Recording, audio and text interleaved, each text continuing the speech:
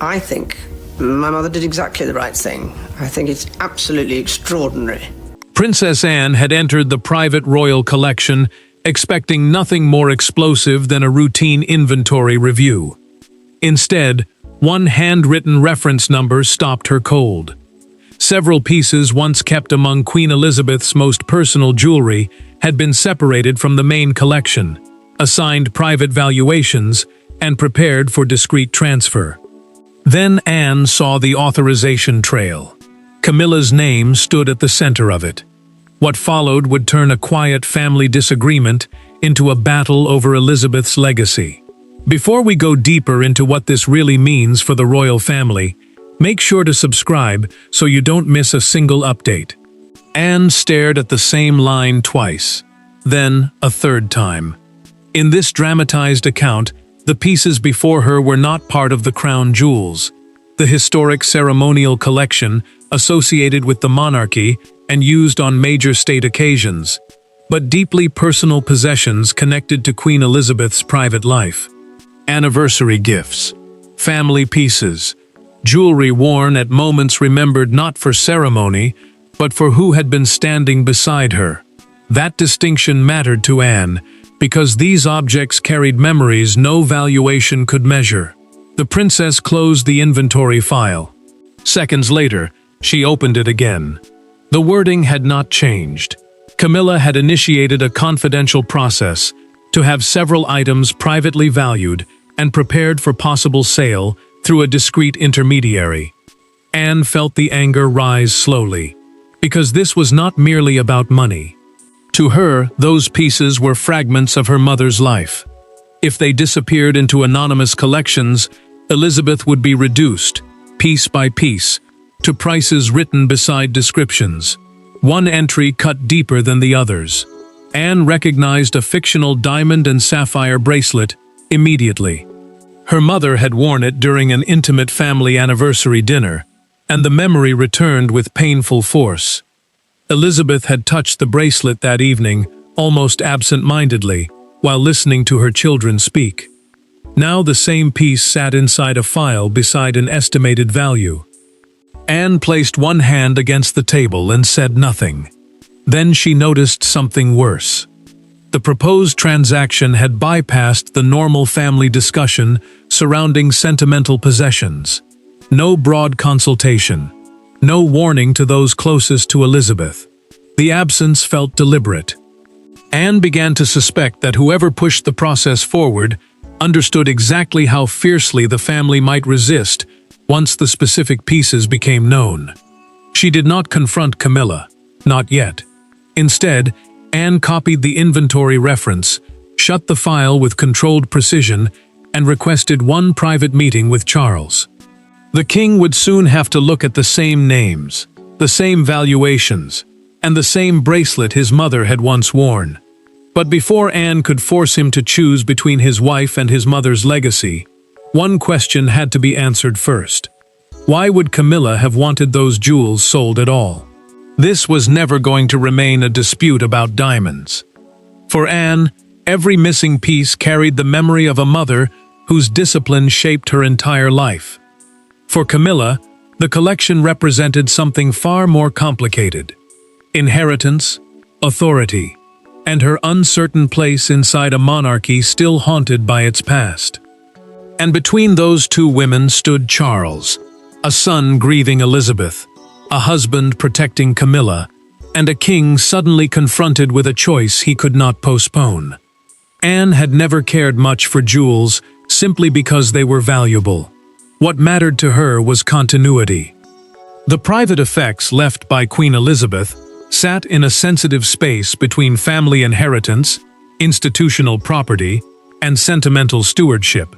The responsibility of preserving objects because of the memories and meaning attached to them. To Anne, that responsibility was sacred.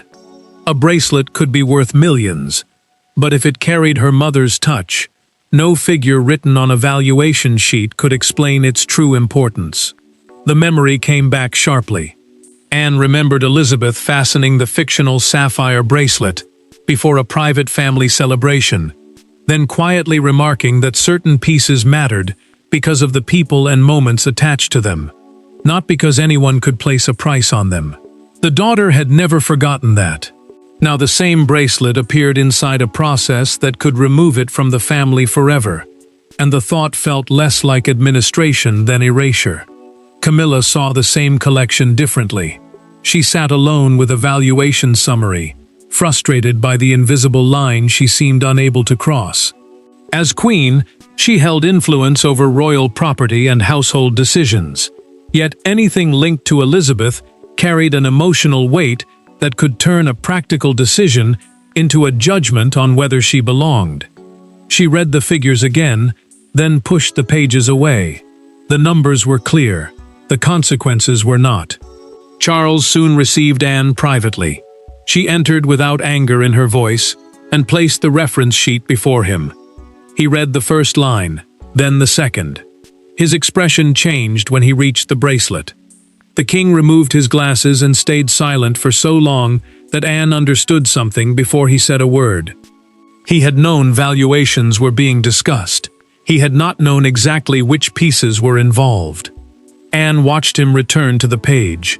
Charles traced the reference number with one finger, then looked up with a grief that cut through royal restraint. He did not ask about the estimated price. He did not ask about the intermediary. Instead, he asked the one question that mattered. Who had authorized his mother's bracelet to be included?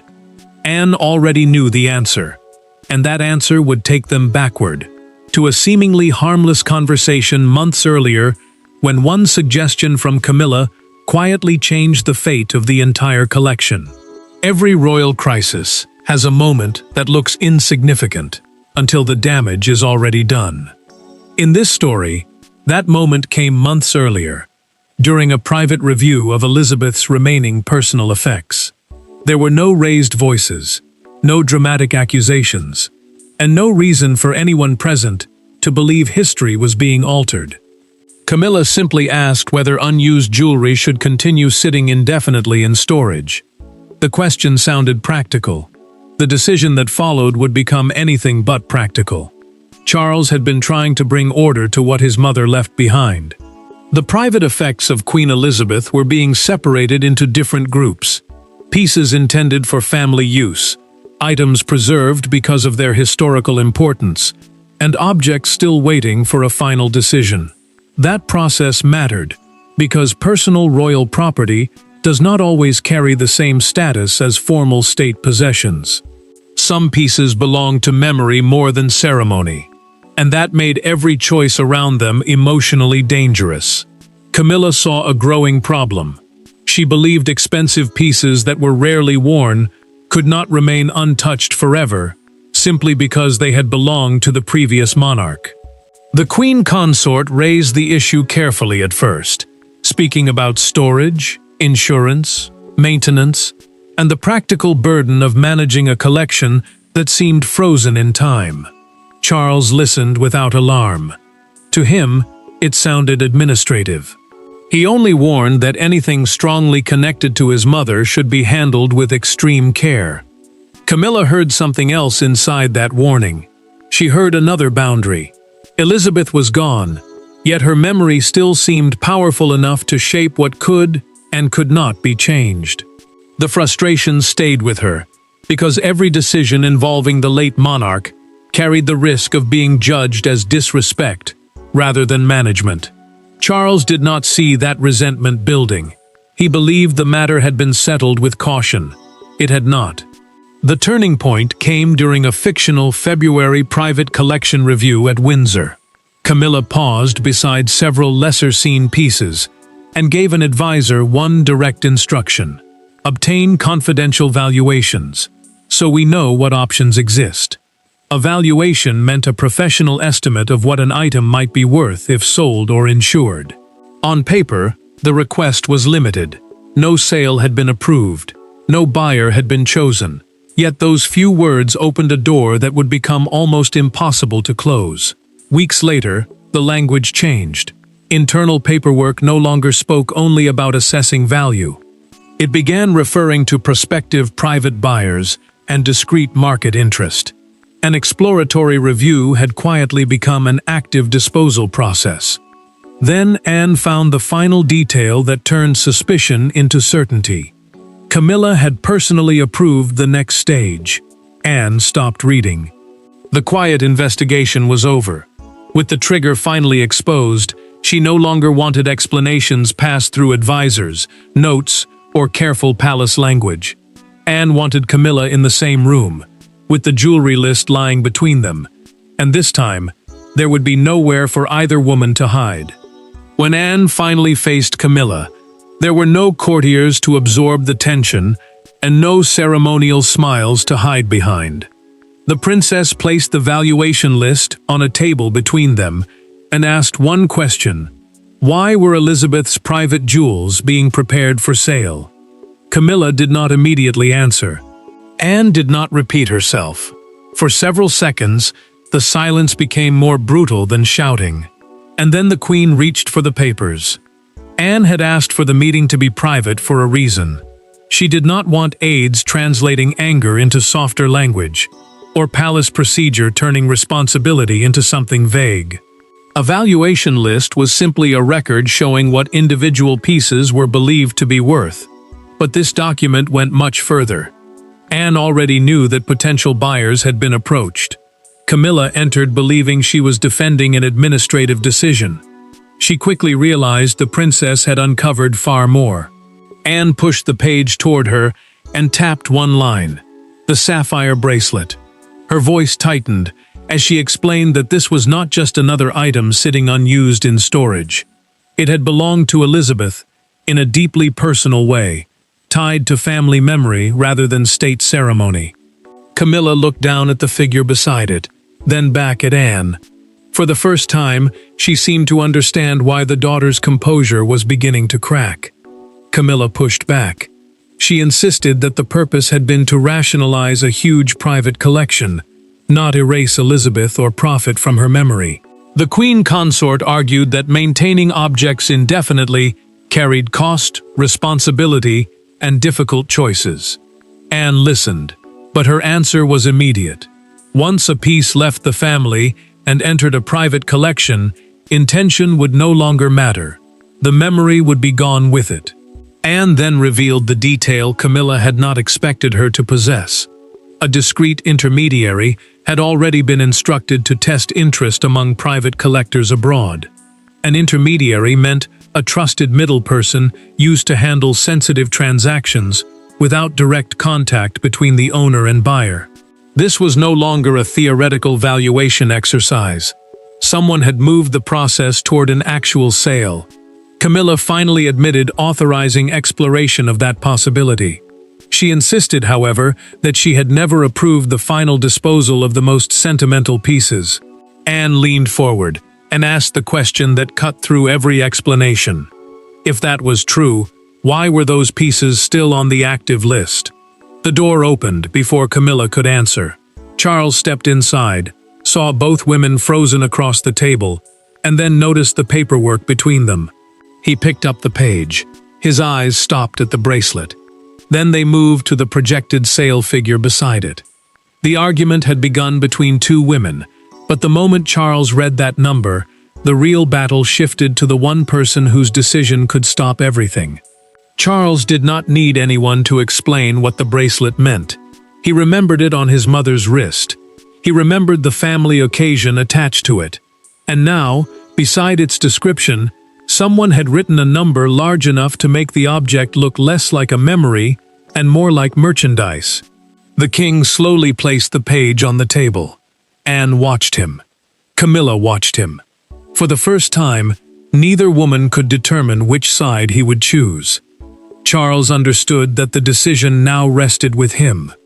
In this dramatized account, advisors could recommend valuations, household officials could discuss disposal, and intermediaries could test the market. But the most sensitive pieces could not permanently leave royal control without his approval. That authority mattered, because he was no longer dealing with a simple financial question. He had to weigh legal control, the practical cost of maintaining the collection, and something far harder to measure: his responsibility to protect what remained of Elizabeth's private legacy. The king asked to inspect the bracelet himself. When the case was opened, he lifted the piece and held it in silence. The numbers disappeared for a moment. This was no longer an entry on a page. He remembered his mother wearing it. He remembered the family gathering attached to it. Anne noticed the change in his face, and she knew the argument had finally reached the place paperwork never could. Charles was not looking at property anymore. He was looking at memory. Camilla did not retreat. She told him that every practical decision she made involving Elizabeth seemed to be interpreted as rivalry with a woman who could no longer defend or explain anything herself. The Queen Consort insisted that the proposed proceeds were partly intended for conservation costs and other household priorities, giving the plan a practical purpose rather than reducing it to greed. Charles listened carefully. He did not interrupt her, but he did not reassure her either. Then Anne's absence from the process came into focus. Charles learned that his sister had never been consulted, even though several pieces carried obvious emotional significance for her. That omission disturbed him more than the valuation figures. Anne had not asked for ownership. She had asked to be heard before pieces tied to their mother were allowed to disappear. The king now understood that the process had failed before any sale could even happen. Charles placed the bracelet back inside its case and made his first decisive move. Every active sale discussion was to stop immediately. No intermediary would contact another buyer. No further valuation would advance toward disposal. The entire process was frozen. Camilla looked at him, searching for what the order really meant. Charles gave her nothing more. He had stopped the sale, but he had not said whether the decision was temporary or permanent. And by morning, that silence would carry its own message, because everyone closest to Camilla would understand that her authority had just been tested inside the family, and, for the first time, restricted. By the next morning, nothing had been sold, but everything had changed. Instructions were withdrawn. Calls to intermediaries stopped. Jewelry cases were returned to secure storage. And Camilla, who had entered the dispute believing she was exercising legitimate authority, suddenly found every decision involving Elizabeth's possessions placed under fresh scrutiny. She learned of Charles's freeze not through a grand announcement, but through a short briefing that ended with one sentence: "No further movement without the king." Camilla read the instruction twice. The freeze meant that valuations moving toward sale had been stopped, contact with private collectors had been suspended, and a new review would decide which pieces must remain permanently inside the family. That review was more than an administrative check. It would determine whether objects connected to Queen Elizabeth were treated as movable assets or protected memories. For Camilla, the most painful detail was obvious. Anne had now been brought directly into the process. The Queen Consort waited until the aide left before placing the briefing on a side table. She sat motionless. Charles had not stripped her of title or public standing, but in this one sensitive area, he had removed her freedom to act without further approval. The message cut deeply because it came from her husband. She had defended the original proposal as practical management. Now every decision she made around Elizabeth's possessions would carry the shadow of mistrust. Anne felt no victory. When the sapphire bracelet was returned to secure storage, relief came first, then sadness. The princess had wanted to protect something connected to her mother, not turn that memory into a weapon inside the family. She touched the closed case and understood the cost. What once represented an intimate family moment had become the center of a bitter struggle between people Elizabeth herself had loved. Then the review widened. Anne discovered that 3 more pieces had entered preliminary valuation channels without her knowledge. One was a fictional pearl and diamond brooch Elizabeth had worn during a major family milestone, a piece Anne immediately recognized. The finding changed the scale of the crisis. This was no longer one bracelet placed on the wrong list. It was a broader pattern. Charles reacted sharply when the expanded inventory reached him. He had originally believed the proposal concerned only a small number of lesser-used objects. Now the king saw sentimental pieces appearing again and again. He set the document down with visible anger and asked how far the process had actually gone. Camilla knew another confrontation was coming, but Charles did not summon Anne back into the room. He did not call advisors. He sent one private request to his wife instead. "Meet me alone this evening." That private meeting would change the story, because away from inventories, officials, and royal authority, Charles and Camilla finally had to face each other, not as monarch and queen consort, but as husband and wife. There was no file on the table when Charles met Camilla that evening. No advisors waited outside with talking points. For once, the argument was stripped of procedure. He told her that Anne believed Elizabeth's memory had been treated like an asset sheet. Camilla answered that she had spent years being measured against the past and was exhausted by the assumption that every decision concealed hostility. Then Charles asked the question that finally broke through the anger. Was selling the jewelry worth this? Camilla did not answer immediately. Without aides or intermediaries between them, there was nowhere to hide behind process. An intermediary was simply a trusted middle person used to handle sensitive transactions. But none of that language mattered now. Charles made clear that the immediate question of money had become secondary. The deeper problem was trust. If the family no longer believed Elizabeth's private possessions were being protected carefully, then every future decision would carry suspicion. The queen consort finally admitted something she had resisted saying aloud. Part of her determination had come from resentment. She felt that anything associated with the previous reign had become untouchable, as though changing even one detail meant disrespecting a memory everyone else was allowed to defend, but she was expected never to challenge.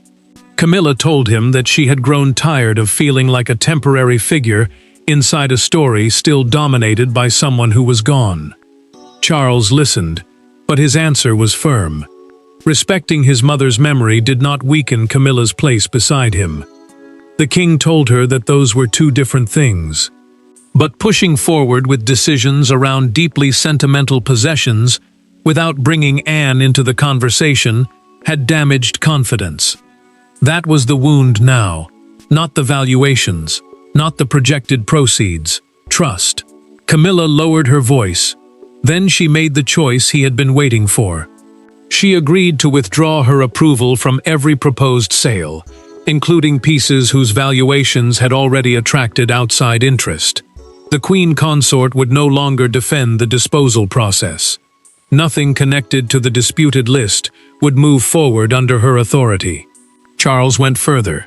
He decided that the bracelet, the brooch, and the other sensitive pieces would be placed inside a protected legacy collection, a family-controlled group of possessions, designated to remain preserved because of their historical or emotional importance. That meant the same argument could not simply begin again months later. The protection would be permanent. Camilla understood what that decision meant. She had lost the fight, but she had also ended it. The next morning, Charles summoned Anne. She entered without knowing what had happened the night before. The princess expected another argument, another explanation, perhaps another compromise. Instead, she was about to hear the one decision she had never expected Camilla herself to accept, and the words that could finally bring the crisis to an end. The palace had solved the transaction before it could happen. It had not solved the story. Once details of the dispute escaped the royal walls, the image was irresistible. Elizabeth's daughter, fighting to prevent her mother's private jewels from disappearing into collectors' vaults. Within hours, Anne was being cast as guardian of the late queen's memory, while Camilla faced the most uncomfortable interpretation imaginable, that a new reign had nearly placed a price on the old one. Anne hated what came next. The dispute moved from private rooms into the public sphere, turning a family argument into a test of royal stewardship. the responsibility of protecting possessions and traditions held in trust for future generations. Palace messaging stressed one fact above all others. None of Queen Elizabeth's disputed personal pieces had been sold. The collection was now under permanent preservation review. That statement mattered, because the public no longer saw the issue as simple ownership. They saw it as a question of whether memory itself had nearly been surrendered. The princess refused to celebrate. In a private conversation with Charles, she told him that protecting their mother should never have required humiliating his wife. The king understood the bitterness behind those words. Anne had achieved what she wanted, yet there was no sense of victory. Their mother's jewelry was safe, but the family had paid for that safety with mistrust, anger, and a conflict that could no longer be hidden. Camilla absorbed the criticism in silence. She knew that explanations about conservation costs, household priorities, or unused pieces could not compete with one devastating idea. Elizabeth's jewelry had been prepared for possible buyers.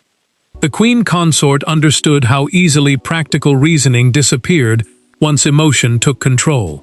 She had wanted the decision judged by intention. The public was judging it by consequence. Then one fictional front page captured everything.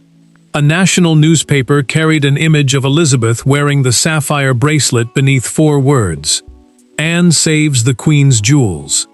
Copies appeared outside Buckingham Palace, while a small crowd gathered at the gates, some speaking warmly of Anne, others openly questioning Camilla's judgment. The private dispute had found its symbol. Charles heard the final shift during a national broadcast. The presenter announced that the king had permanently halted the disposal process. Those 2 words changed the meaning of the entire crisis. This was no temporary pause. The decision was settled. But Charles knew one wound remained. Anne and Camilla had not spoken since their confrontation. The sale had been stopped before the world could lose Elizabeth's jewels. But the final verdict would be decided without headlines, broadcasters, or royal machinery. Between the 2 women whose conflict had started it all. The final meeting was quieter than the confrontation that began everything. Anne arrived knowing the jewels were safe. Camilla arrived knowing her proposal was finished. There was nothing left to win. The sapphire bracelet would remain in royal hands.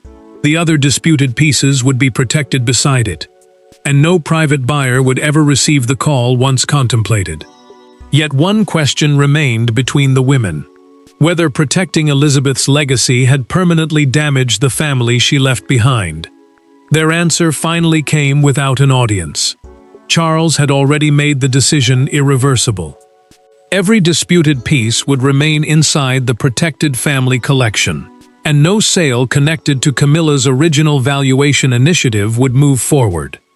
A protected family collection simply meant that these possessions were now formally treated as items to be preserved rather than assets available for disposal. The king also approved a new fictional protocol, requiring family consultation before any deeply sentimental object associated with Queen Elizabeth could even be considered for sale. That safeguard mattered because it removed the possibility of another private process unfolding without those closest to her being heard. Anne met Camilla without advisors.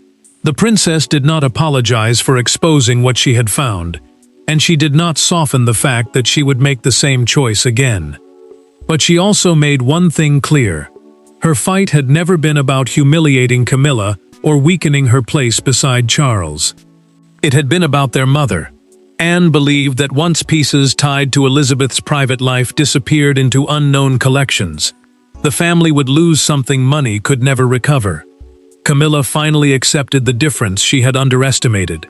She admitted during that private conversation that she had looked too closely at monetary value, storage, and practical use, and not enough at inherited memory.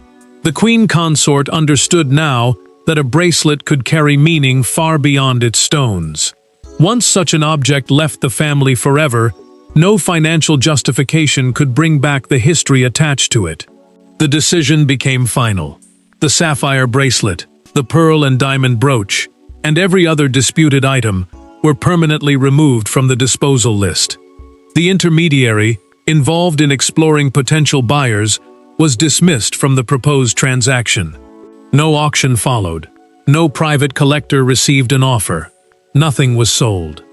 Anne later stood beside Charles as the bracelet case was opened one final time. The king touched the edge of it, and his sister said nothing. Neither needed to explain what had been saved. The object had stopped being a bargaining piece and returned to what it had always been for them, a memory of their mother. And so the crisis ended with a permanent boundary. Camilla's proposed sale was abandoned. Anne's stand succeeded. Charles created a safeguard, and Elizabeth's private legacy remained with the family. The monarchy learned that succession could transfer titles, homes, and authority, but not the right to turn every inheritance into money. Some pieces of royal history may carry a price. The memories attached to them do not. Thanks for watching.